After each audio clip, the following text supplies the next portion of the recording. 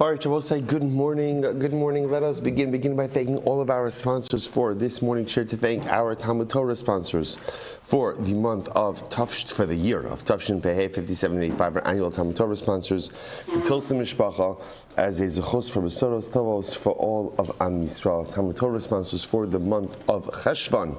Haba Aleinu L'Tova, Stephen Terry Zinn, in honor of their granddaughter Dvar Eliana Zinn, and completion of the yard site of Dr. Zinn's father Bunim Tzvi Ben Chaim. Shmuel and Rabin Karabkin, in the exclusive Refuah Shlema for Rabin's cousin serving in the IDF, Binyamin Chaim Pesach Ben Moshe Chana, and completion of the yard site of Rabin's mother Pesa Mira Bas Chaim, Dr. Moshe, and Ellen Gavant, in memory of Dr. Gavant's parents, Yaakov Meir Ben Moshe Leib and Shena Bas Abba, and Dr. Bezad and Yamina Salfer, in the merit of a Refuah Shlema for Esther Bracha Bas Chaya, and Gabi and Shana Cohn, in the Schluss of Refuah for Yocheved Rivka Bas Chaya. We hope that in the merit of our Talmud Torah, all of the Neshamos Lavan Aliyah, the families in Nechama, all those who need a Refuah, should have one together with Kol Cholei Yisrael. Kadosh Baruch Hu should Meretz Hashem bring home our hostages b'shalom and b'karav, and allow our holy soldiers to be successful b'chol ma'asei yidehem. But with that, let us begin. We have a lot to do today. A really great daf ahead of us. Today's daf is Kuf Nun Vav 156, and we are picking up in Meretz Hashem on Kuf Nun Hey Amud Beis. I believe we left off with. Right, we just finished off the story of. Right, so Amar Rav Huna B'Rei Rav Yoshua. So we are up to, which is 2, 4, 6 lines up from the bottom. So remember again, the start of this sugya really was on Kuf Nun Hey with Aleph, where the Gemara discussed the following idea: at what age is a katan able to go ahead and sell off estate property? Now, one of the interesting things that we've established is, on one hand, a katan does have the ability to sell property, right? We saw this because, again, a katan has the ability to sell metaltalin in order to ensure that he does not go ahead and suffer from poverty. So he's allowed to sell metaltalin. When it comes to estate property, we're a little bit more concerned. Number one, because it's real estate, we're concerned that he doesn't have the necessary business acumen. And number two, because it's family property, we're concerned that perhaps he doesn't really know what it is that he's doing, and therefore, again, he may come to go ahead and make erroneous deals. So we had a machlokas, from what age can he sell property? So Rava said in the name of Rav Nachman, from 18 years old. Rav Huna Bar Chinina said in the name of Rav Nachman, 20 years old. So fundamental machlokas. Okay, so says the Gemara.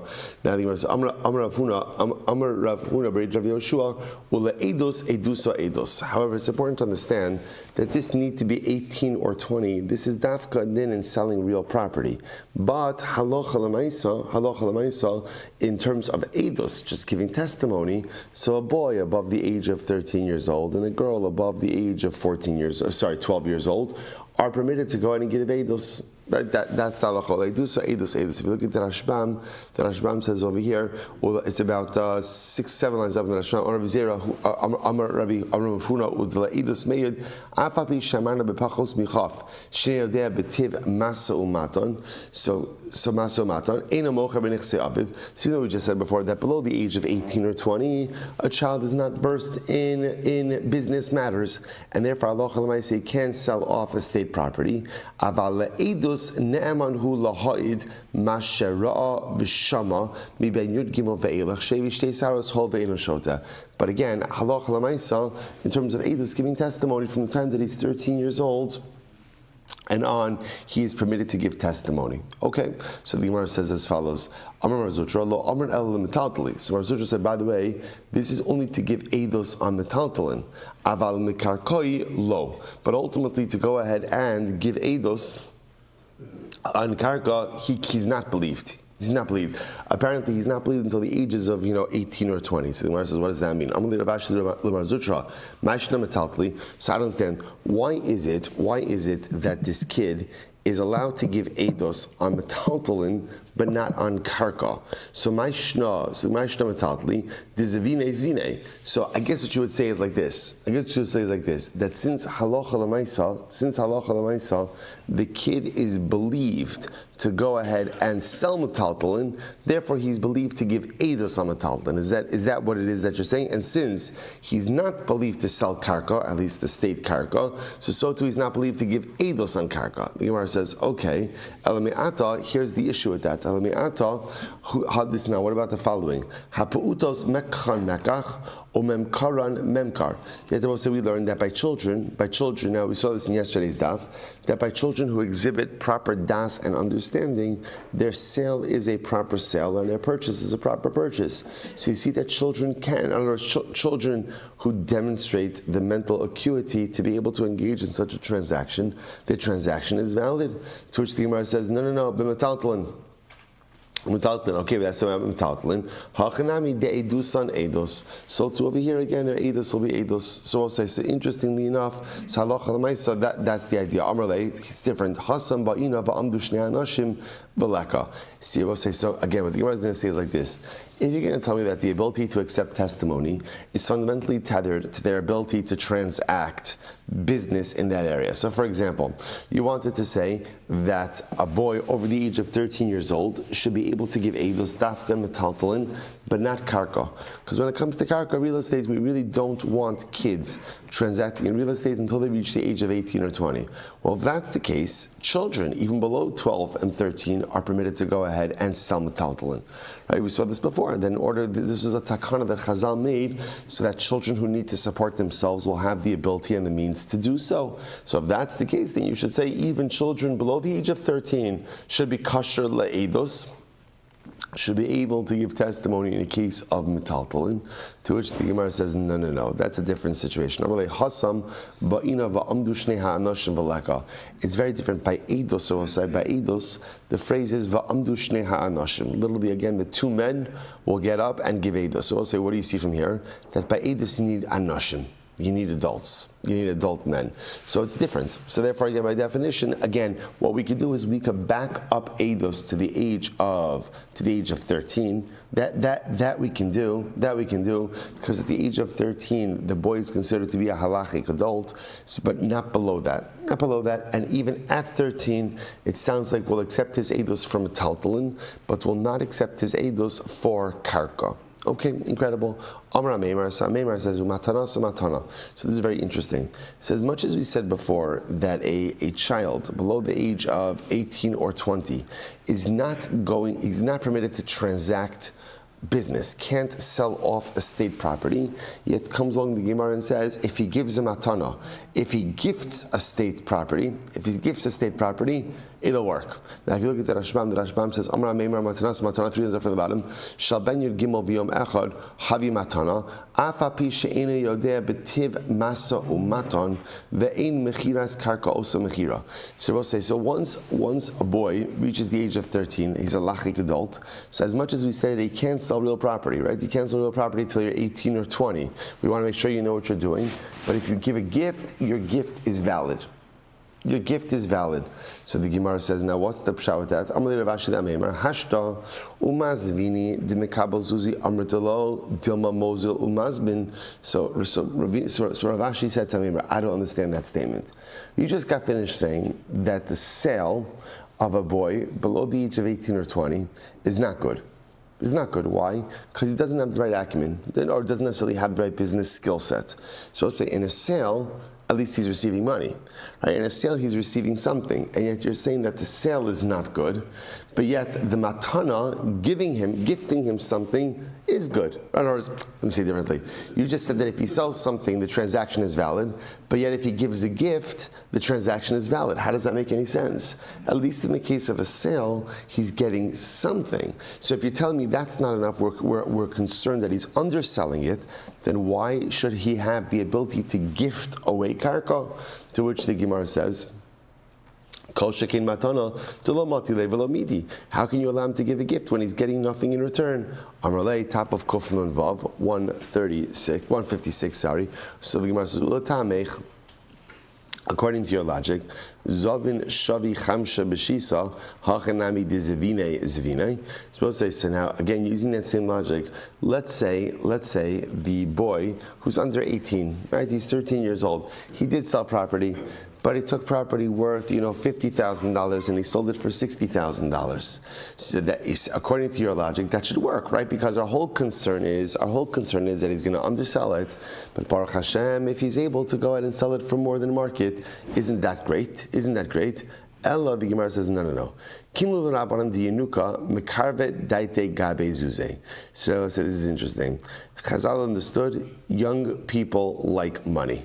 I mean, old people like money also, right? But young, what's interesting over here is young people could be more easily swayed by the lure of fast money, right? So you see this all the time, right? Everybody wants to become rich in their first job. Right? Of course, I'm ready to start working. I just want guaranteed wealth and success, in my first internship. I just want to make sure that I'm going to be able to be a millionaire from the. So the Gemara is so fascinating, and again, that desire, which on one hand is beautiful because it fuels a certain energy, and it fuels a certain what's the right word, like dynamic positivity. So the Gemara says, but again, young people are easily swayed by the promise of instant or fast money. So what are we concerned about? The Amrit Zvine. So we're concerned that if a young person, when he sells off the estate property, they were concerned that if indeed it is a good sale, Zimnin de Mekarkashile Zuze, Azil Mazbin Lakulhu Nichase Davua. What are we concerned? I'm concerned about the fact that maybe someone's going to come in front of the kid, and what are they going to do? They're going to go ahead and rattle some money. They're going to rattle some money, and because they're going to rattle some money, what's going to happen? The kid's going to get very excited about it, and he's going to undersell the property. That's what we're concerned about over here. Okay, so the Gemara says, Aval Gabi Matana. So as I said, first of all, this is very important. So now I understand, there's a little bit more meat on the bones in terms of now I understand why it is that halacha l'maisa, if a kid below the age of 18 or 20 sells the property, the sale is not good. So first of all, again, in general, we understood they were concerned that a child is not well versed enough in the halachos of real estate or dealings of the estate to go out and make a good deal. So we're concerned he's going to undersell it. But now it's even more. We're concerned that someone's going to come, rattle some coins in front of the kid. The kid's going to say, opportunity for instant payout over here, and is going to come to go ahead and accept money that is well below market. Okay. However, what about matana? So that allows me to understand why a sale of real estate doesn't work. But why is it that he is believed and permitted to gift property? Aval gabi matana. Ilav dahavile hana amine lo havi yoyev le matana. I'll say, but when it comes to matana, again, this is fascinating. I'll say, we have the Chazal said the pasuk, Shlomo said the pasuk, Sone matanos yichya. He who hates gifts will live a long life, right?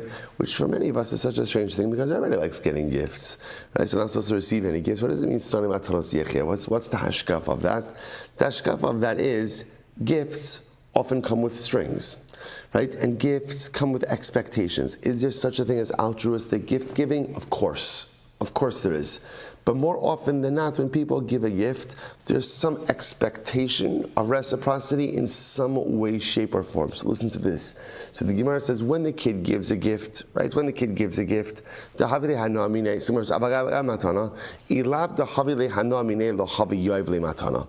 this kid gives a gift, or we'll say it is clear that why is he giving a gift? This gift is investment in something. People don't just give away stuff.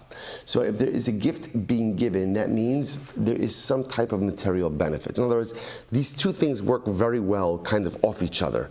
On one hand, the kid likes money, right? Young people like money, and they like fast, easy money. So the concern is, of course, somebody comes along and rattles coins in front of them, is going to sell off the land without really any regard to how much it's actually worth. But because the kid likes money, he's also not just going to give away property. And therefore, if he does gift property, therefore what?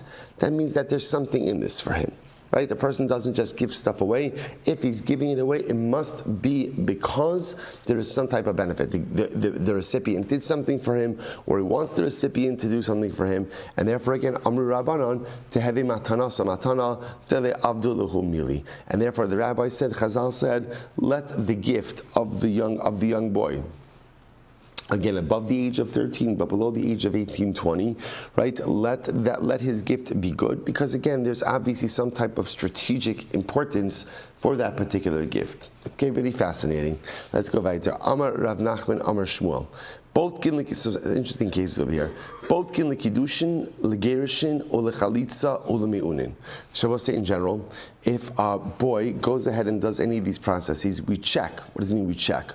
We literally check to see if he has physical signs of maturation, to make sure that he is an adult, he is a gadol, capable of doing these things. Take a look at the Rashbam.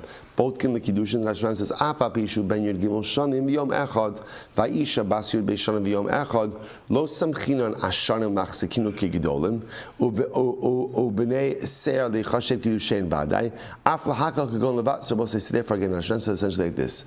Let's say a 13-year-old boy in one day, right? A 13-year-old in one day boy goes ahead and does kiddushin. So again, I will say that is old enough, that's an adult, that's old enough to affect kiddushin. We don't just rely on what we call shanim. We don't just rely on age, but rather, again, we ensure that the boy also has signs of physical maturation, so that he's actually capable. He's actually holding by affecting kiddushin. Okay, so that's by kiddushin. Gerushin, same applies by divorce, right? Because remember again, by divorce, you have to have das, you have to be an adult. Same applies by divorce. Chalitza, ulamiunin. Now both say, now remember, mion is the exact opposite of all this, right? In other words, what's mion? Mion is refusal. So remember again, that is if the mother or the brother married off a daughter. So again, the kiddushin works, but it only works midirabanan. So because it's only kiddushin dirabanan, therefore what? Therefore again, she has the ability to annul the marriage.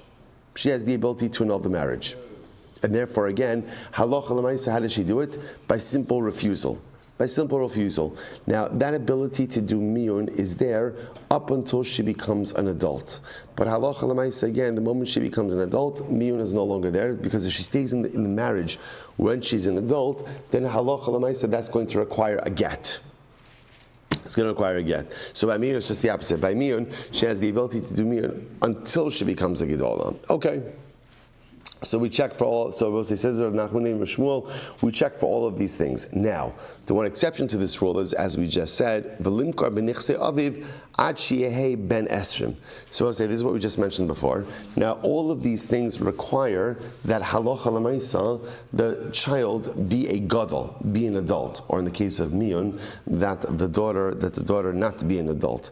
However, again, I'll say when it comes to selling off estate property, ad sheyehi ben esrim.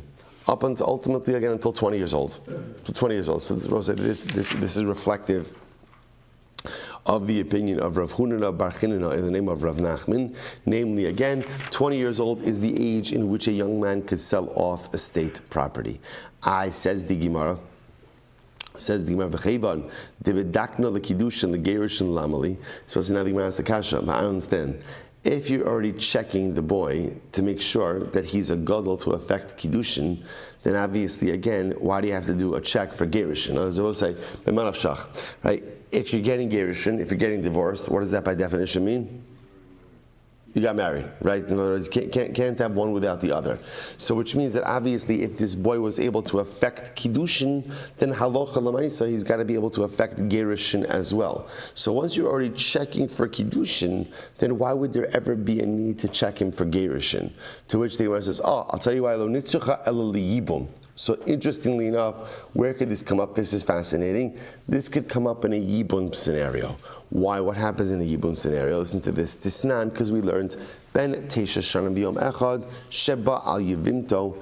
If you have a boy who is 9 years old and one day, who did yibun. So I'll say, what's the significance of 9 years old and one day? That's the age where Chazal said that the boy could affect a regular act of biyah. He has the ability to affect the regular act of bia. So halacha l'maisa, the Gemara says that at that age. So remember, in order to affect yibum, this is fascinating. Yibum could, technically speaking, be transacted by someone who is not yet a halachic adult. So as long as, because remember, yibum, is affected by bia. So therefore, technically speaking, as long as the boy can engage in a halachically recognized act of bia, yibum occurs.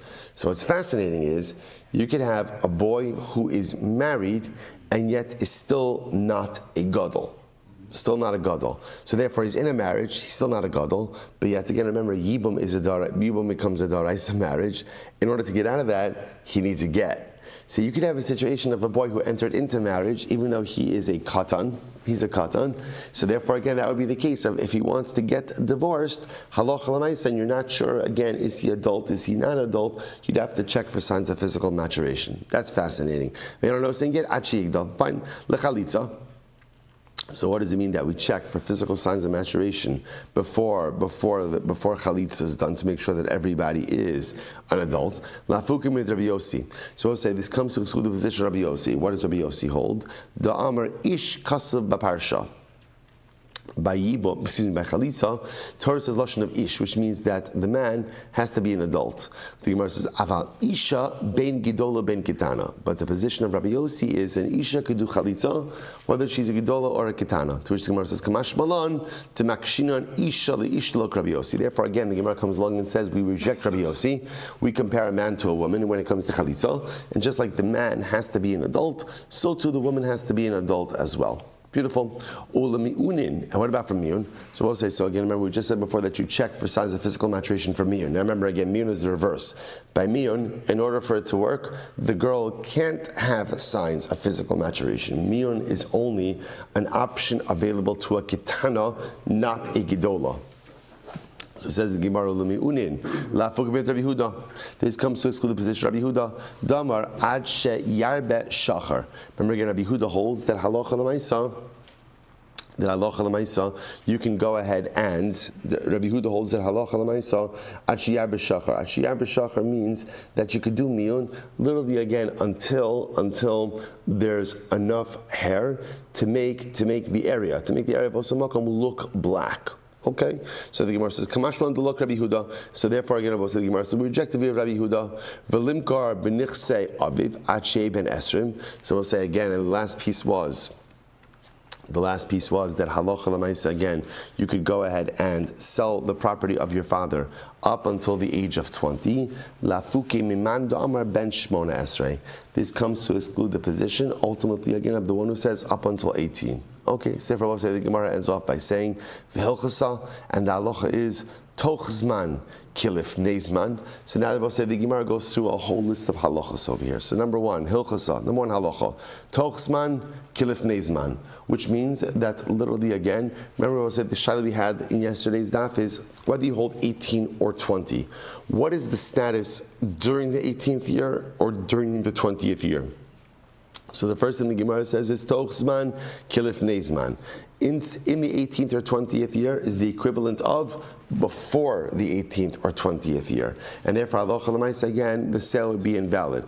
V'hilchasa k'gidol bar menashe. The halacha also follows gidol bar menashe. Now, what did gidol bar menashe said? Gidol bar menashe said on Kuf Nun Hamid Beis that if you have a young man or woman below the age of 18 or 20 who exhibits acute business sense, right, or real business acumen, then halacha l'maisa, their transactions are good. Their transactions are good. Whereas when we said the ages of 18 or 20, that was just in what we'll call a more typical case where halacha l'maisa, we assume that most people are not really able or capable up until that age. But halacha l'maisa for a kid that's for normal 18 or 20. I'm sorry, but in a case where the child exhibits additional, really a more astute insight into business transactions, they can work even from a younger age. Good. That was Gidol bar menashe. V'hilchasa k'mar zutra. The halacha also follows Mar Zutra. Now, what did Mar Zutra say? Mar Zutra said that halacha l'maisa, that from the age of 13 and on, a child is believed to give eidos for metaltalin, but not for karka. but not for karka. V'hilchasa ka'amemar. The halacha follows amemar. Now remember again, what did amemar say? Amemar said that as much as we said that a child can't transact business with real property until the age of 18 or 20, but halacha means he can give a gift. He can give a gift, and his gift works. Remember again, because the logic is that he's not going to give a gift unless, of course, he's receiving something in return. Okay, and the halacha follows Rav Nachman bar Shmuel in all of these cases that we just mentioned, namely that we check for signs of physical maturation by kiddushin, gerushin, chalitza, and miyun, and that halacha l'maisa we don't allow the kid to sell off estate property up until the age of 20. Beautiful. We'll say that brings that sugya to a close. Tremendous shkoyach. Let's begin. So we'll say, so now we have a really great Mishnah ahead of us. So we'll say, so this Mishnah is going to do a full 180. So get ready for this. Everything we learned up until now is going to be challenged by this Mishnah. How so? Here we go. Says the Mishnah, Hamachalik nechasav al piv. If someone is going ahead and dividing up his estate, right? He's awarding his estate through verbal designation, right? So he's giving to this one, giving to that one. So what's the halacha? Rabbi Elazar Omer echad bari ve'echad mesukan. Whether the grantor, right? So we'll call him Ruvain, right? So Ruvain is going ahead and giving away his estate. Mechalik nechasav al piv. So he's going ahead and gifting his estate. So Rabbi Elazar says whether Ruvain is a bari or whether he's a shchimira. Mesukan means a shchimira. Nechasim sheish lanachrayis niknim bekesa b'shtar b'chazaka. So we'll say real property, karka, real property can only be acquired through money, a document, or a proprietary act, chazaka. By the way, what's an example of chazaka? You put up a fence, right?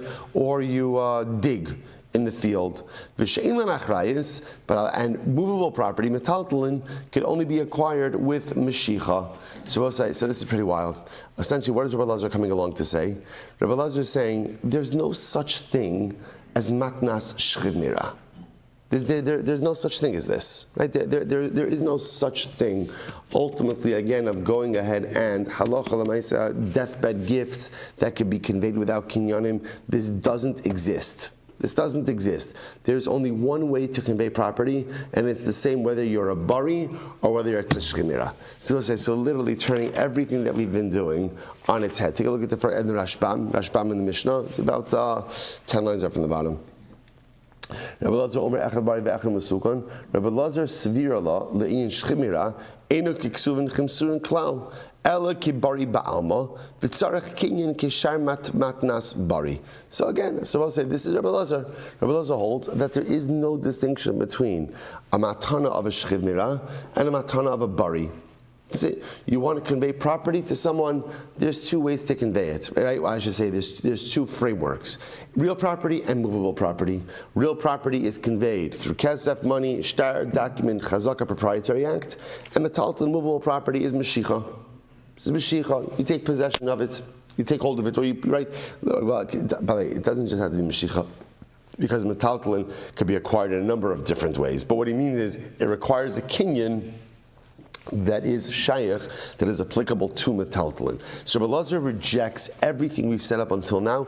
Right now, we've been always working on a framework that a shchimira has his own framework, his own mechanism for granting property to others. Rabbi Elazar says, not true. Shchimira, bari, both the same. No, it's the same. So say Amud Beis, Kufnun Vav Amud Beis, 156b, says the Gemara, one second, Amrulo, Maisa Be'iman Shabane Rochel, Shaisa Cholam. But 1 second. So it's interesting. So they challenged Rabbi Elazar from a story. What was the story? What happened? There was the episode with the mother of the sons of Rochel. So in other words, Rochel is the father. Rochel is the father. So what happened? There was an episode with the mother of the sons of Rochel. What happened? Shahaisa chola. She was very ill. Apparently a shchimira. So what happens? Va'amra tnu kibinasi libiti. And she said, you know what? I have this beautiful pin. I want my pin to go to my daughter. Now, I will say, the idea is she had sons and she had daughters. Obviously, if she dies, what happens? Her sons inherit her. So halacha l'maisa, she wanted it to be, or in this case, her sons would inherit her. Right? In this case, she wanted it to be that her pin would go to her daughter. So what did she do? She made a matna shchimira. Right? She's on her deathbed. She conveyed ownership of the item to her daughter. The Gemara says, "Vihi b'shnei masar mana." Now again, apparently this pin was a very valuable pin. It was worth 12 mana, and she gifted it to her daughter Umesa. Then the mother subsequently died. V'kaimu estivareha, and the Beis Din upheld her gift. What do you see from here? What do you see from here? That a matnas shchimira works. So you see that a matnas shchimira works. So what's going on over here? To which the Gemara says, no. Amar lahen b'nei rochel. You're bringing a raya from b'nei rochel. Tik bereim imam. Their mother should bury them. Ooh, okay, that's a little intense. So what's happening over here? So we'll say go right to the left in the Rashbam. It's literally right across in the Rashbam. So Amar lahem ein mevi'in raya. So the gears of the Rashbam is ein mevi'in raya b'nei rochel. You can't bring any proof from the sons of Rochel. Why not? There is sha'im havi, because there is sha'im. There is sha'im. V'halavai shetik bareim imam kid mefarish taima b'gimara. So it says, listen to this. So there is sha'im, and their mother should bury them. Apparently, obviously, we'll say you got to be pretty bad for the Gemara to say that about you, right? So there is sha'im. Their mother should bury them. And therefore, what? Kid mefarish time of the Gemara. We'll see why that is. Ukinasahu the consum rabbanon lekayi matnas imam labita below kinyan.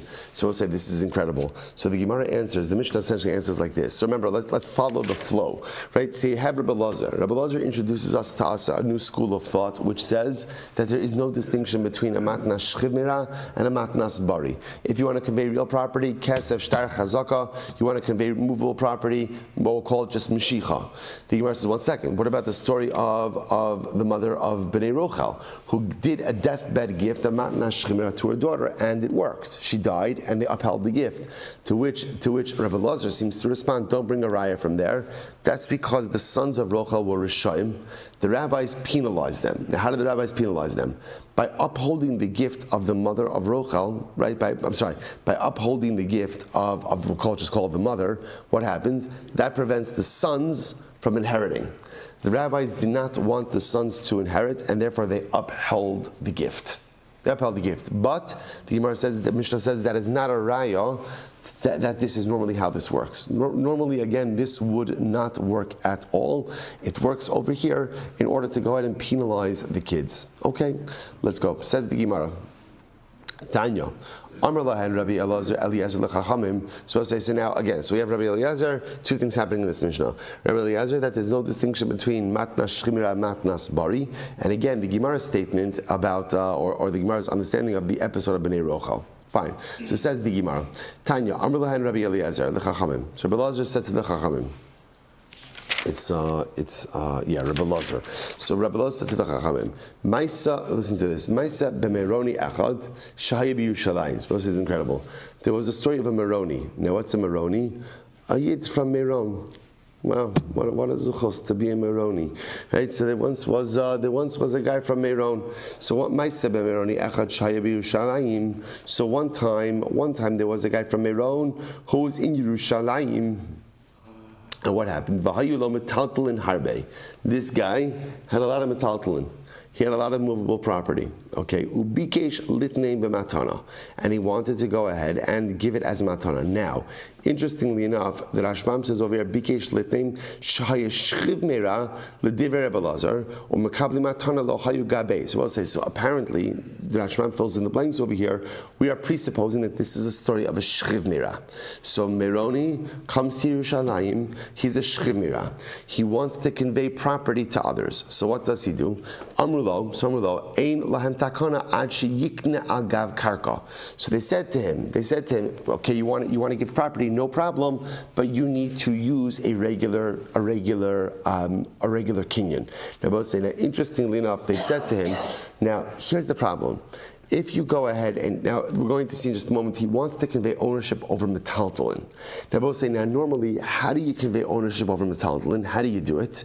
Right? The recipient has to do whatever, I don't know, mashicha, hagba, right? Pull it closer to you, lift it up, kinyan chotzer, put it in your property. The problem just is, how is he going to convey metaltalin? So interesting enough, there is another way. The other way you could do this, you could convey metaltalin, is what we call a kinyan agov. Now, what is kinyan agov? If you go ahead, so let's say in a general case, I want to convey sheep to Ruvain, barrels of wine to Ruvain. Okay, the problem is the barrels of wine are metaltalin. Now, if Ruvain and I are in proximity to each other, Ruvain could take the wine, he could do mashicha on the wine, he could do a kinyan chatzar on the wine. But let's say again, I'm in one location, Ruvain's a different location, the wine's in a third location, and I want to convey ownership to Ruvain. What I could do is a kinyan agav. Kinyan agav works like this. If you convey ownership of property to someone, so you could acquire metaltalin, movable property, by dint of the real property. Now, if you remember again, we had a machlokes about whether or not the movable property has to be tziburin. Does it have to be piled on the real property? And the answer, the way we paskin, is no. So literally what you can do is you could convey real estate of ownership, right? Ownership of real estate, and on the back of that real estate also convey metaltalin. So now watch this. Now that'll make a lot more sense. So they said to this Meroni, you're a shchemira, you want to convey property. Amrlo einlan takana ad shikna agav al gav karka. So they said, Meroni, the only choice really you have is to convey ownership of the metaltalin on the back of, literally again, on the back of karka. So what did he do? Halach v'lakach beis sela echad samach. So what did he do? He bought a base seller. Now what's the chab of a base seller? The Rashbam says over here, "V'lakach base seller she'ina roi lezriya ukino bezol l'shum l'shem kain al menas lahaknos." So what did he do? He bought himself a plot of rocky soil. Now the chab is rocky soil is going to be sold at a discount. Why? Because you can't plant on it, but that's okay. He doesn't need it for planting. He just needs it for kinyanic purposes. So he buys a base seller. So what does he do? He says, and this is what the Moroni said. V'amar tzfono leploni. The northern side of the field, northern corner is given to Ploni. V'imo meyatzon, and together with the northern side of the field is 100 sheep. So this is right. This is kinyan agav. He's conveying real property and movable property by dint of the real property. Omea chavios, and 100 barrels of wine. Udiramo leploni, and the southern side of the field should go to Shimon. V'imo meyatzon umea chavios, and together with this piece of property, 100 sheep and 100 barrels of wine. So this is how you convey the property. Umes. And then the Meroni died. The Kaimu Chachamim es devarav, and the rabbis went ahead and upheld his words. In other words, they solidified the gift. They certified the gift. So what do you see from here? This story seems to be an explicit proof, like Rabbi Lazar, right? That halacha l'maisa. You go ahead, and a shchimira does not have a separate set of kinyanim, but rather again a shchimira acquires just like a regular person does. So the Gemara says, no. Amrulo misham raya, you're bringing a raya from that's not a good raya. Why? Meroni bari haya. Oh, both say the Gemara says this isn't a shchimira case. Not a shchimira case. The Meroni was perfectly healthy. You're going to say, but he died. You'll say, guess what? Sometimes perfectly healthy people die also. In other words, the mace in this case over here wasn't the fact that he was ill and then he died. He was fine. At the time of the gift, he was a bari. And now this story makes a lot more sense according to everyone, right? So in case of a bari, everyone is going to agree that the only way to convey metaltalin is going to be agav karka. Not the only way, but one of the ways is going to be agav karka. So now in this particular case over here, what happened? So halacha l'maisa. So again, because he was a bari, therefore the only way he was able to convey was agav karka. That's what happened. The fact that he died afterwards, that was a separate, independent part of the story. In other words, his illness, or I should say, his subsequent death, was not a present factor at the time of the conveyance of property. It was a matana of a bari, and that's why halacha l'maisa had to undergo these kinyanim, and there's no raya ultimately again to anything else. All right. So the Gemara goes weiter. Amar lahem b'nei rochel tikbrain iman. So remember again, the Gemara, the Mishnah said that the Mishnah tried to bring a raya from b'nei rochel that a matna shchimira should work. So the Gemara says, don't bring a raya from b'nei rochel. Their mothers should bury them. In other words, they're a big rishayim. What did they do so wrong? My time kalayet lahu. Why is it that the Mishnah, that the rabbis would curse b'nei rochel so much? What did they do wrong? So the Gemara says it's pretty incredible. Amar Rabbi Yehuda, Amar Shmuel, mekaimi kotzim b'kerem hayu. They grew thorns, or they allowed for the growth of thorns in a vineyard. They transgressed kloi hakerem. Right, so remember again, kloi hakerem means again allowing forbidden mixtures to grow. So they transgressed kloi hakerem, and because of that, ultimately again they were cursed. So the Gemara says as follows. So first of all, take a look at the Rashbam. The Rashbam says over here, B'karem the ki agav na ashkecha b'meseches kilayim the machal behema havi. We'll get to that in just a second. Machal behema havi klaya karem mishum lo tizra karmechal kilayim v'afil mekayim loke. So it says we're going to see. We'll see what the issue with thorns are. But the point over here is they allowed for klaya karem. Klaya karem means growing forbidden mixtures in your allowing something else to grow in your vineyard, and therefore therefore they were despised by the rabbis because they did this. So the Gemara says, Rabbi Elazar Tamei, and Rabbi Elazar goes according to his logic, because Rabbi Elazar say Disnan Hamakayim Kotzim Kerem. They both say now in general the way it works is like this: for Klaya Kerem, in order to be in violation, you have to be growing two different edible items. Right, so let's say it's wheat and grain, or whatever it is. I'm sorry, not wheat and grain. Grapes and wheat. So what's the issue with thorns? So the Gemara says if you allow thorns to grow in your vineyard, so the Gemara says Rabbi Elazar Omer Kaddish. Rabbi Elazar says it's aser. Kaddish means literally again it's aser. The Chum say lo kiddish. No, you didn't do anything wrong. So the Gemara says Ella davar shekamo mekaymin. But rather again, the only type of item which is subject to the prohibition of klaya kerem is the type of item that you would normally want to sustain in the vineyard. The assumption is if thorns grow in your vineyard, you don't want thorns in your vineyard, right? So you wouldn't want it there. So what's the pshat? So bishlama karkum chazi. So I understand, like if your karkum literally is saffron. So I understand if you're growing saffron, right, which is something that you want. So I understand why that's klaya kerem ela kotzim lamay chazi. But what are thorns good for? Rabbi Chanina, my time Rabbi Elazar shekein ba'aravia mekaymin kotzim bisados ligmalehen. So this is interesting. And apparently in Arabia, it was common to grow thorns. What would you use thorns for? Apparently thorns are used as food for camels. Camels eat thorns. So because of that, it has an impact. And according to Rabbi Elazar, any edible item, whether it's edible by people or it's edible by animals, poses a problem of kloi hakerem. So we'll say, so this is actually really fascinating. So if you think about this now, so now the reason why the rabbis were so displeased with Bnei Rochel was because they grew forbidden mixtures in their vineyard. Right? They grew thorns in the vineyard. So you think about this just a moment. I got it. It's an avera. It's an avera. Why so severe? To say a statement like their mother should bury them. Right? What's the pshat with that? So we'll say I think it's a very simple yisod. We all do averos. What is the most important thing to do when you do an avera? This is good advice, by the way. When you're going to do an avera, what is the most important thing to remember? Most important thing to remember? Don't let anyone else see it. Why? Because at least if you're hiding it from other people, there's an element of shame. There's an element of understanding that what you're doing is not right.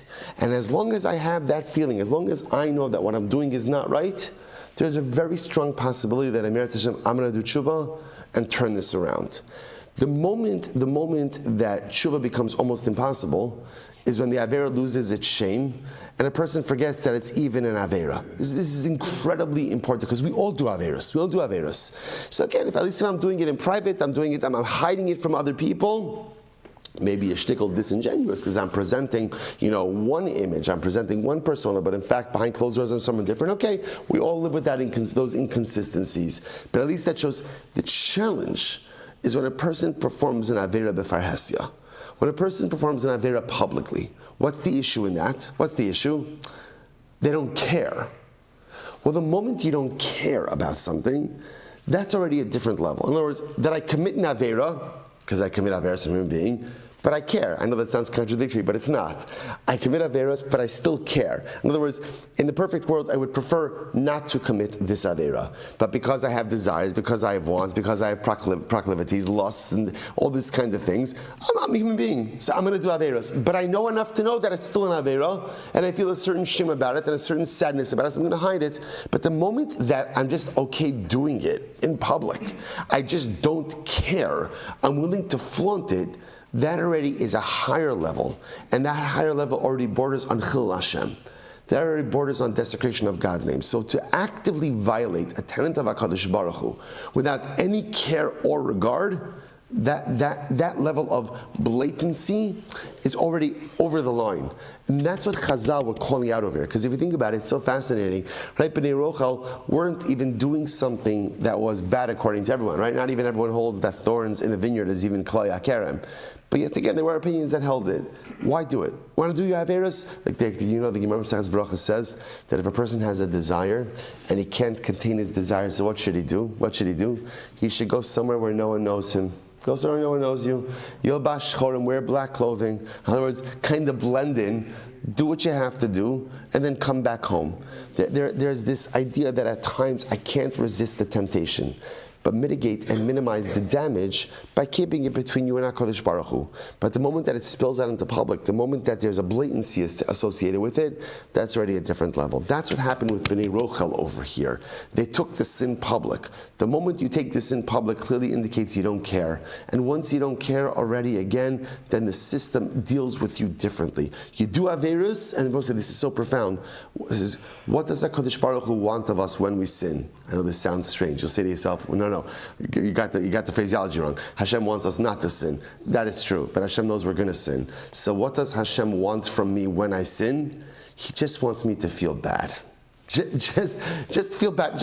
Because as long as you're feeling bad, as long as I'm feeling bad, then good. That means I'm on the right path. I'm on the right path. The moment that it could just spill out into the public and there's absolutely no negative feelings about it, that's a bit scarier. Okay, so let's finish up. Amar Levi, Kohen came Shchimira afilu b'Shabbos. Rabbi Levi says you could acquire a kinyan from a shchimira even on Shabbos. So I'll say, so this is actually interesting. So the Gemara says as follows. Let's say, in other words, let's say the shchimira says that I want to transfer property, and he goes ahead and he does a kinyan. He does a kinyan to go ahead and affect that transaction. So let's say, so now remember again, let's say a shchimira does not require a kinyan. Doesn't require a kinyan, right? So lemaisa, but let's say he does the kinyan anyway. So what's the halacha in that scenario? So the Gemara says we do the kinyan with him even on Shabbos. So I will say normally on Shabbos you don't do kinyanim, right? Why not? So remember, a kinyan is asr midirabanan. Kinyan is asr midirabanan. Alts mekachu memkar, because it's a business dealing. When it comes to shchimira, we're very sensitive. The whole idea that the words of a shchimira are like they're written and it's like a kinyan is in order to give him a certain level of inner quietude. Right? We want to allow him to feel mentally stable. So therefore the Gemara takes this one step further. Rabbi Levi says you could even go ahead and do a kinyan with a shchimira on Shabbos, which would normally be an Isra D'Rabbanan. Right? Why? The Gemara says, this is nothing to do with Rabbi Lazar in the Mishnah. This is not, remember again, I will say, we don't paskin like Rabbi Lazar. I want to be clear on this, right? We don't paskin that a shchimira is treated like everyone else. We paskin that a shchimira is treated differently than everyone else, right? A shchimira, the words of a shchimira are kiksuvin v'chimsurin damu. They are, right? Shchimira has the ability to convey ownership of property even just by verbal designation. But yet, if the shchimira wants to do a kinyan, you can do a kinyan with him on Shabbos. What's the reason? Says Gemara, ending off the sugya. What's the reason? The Gemara says, "Elo shema titrov daito alav."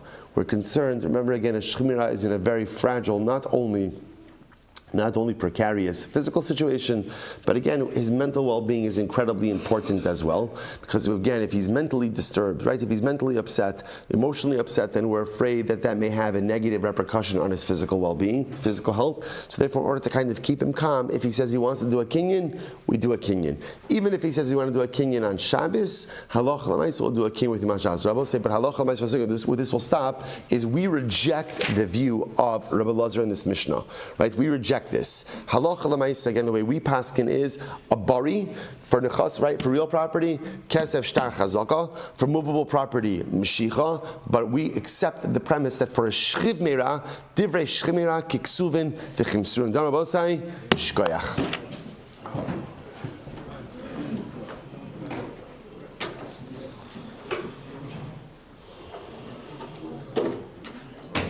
All right, Rabosai, have a wonderful day. Thanks, sir. Thank you. If you don't need a kinyan, even according to Rabbi Lazar, in the case of the Moroni, why did the Gemara just say, well, we need a kinyan? We need a kinyan. said the Gemara says no, he was a Bari.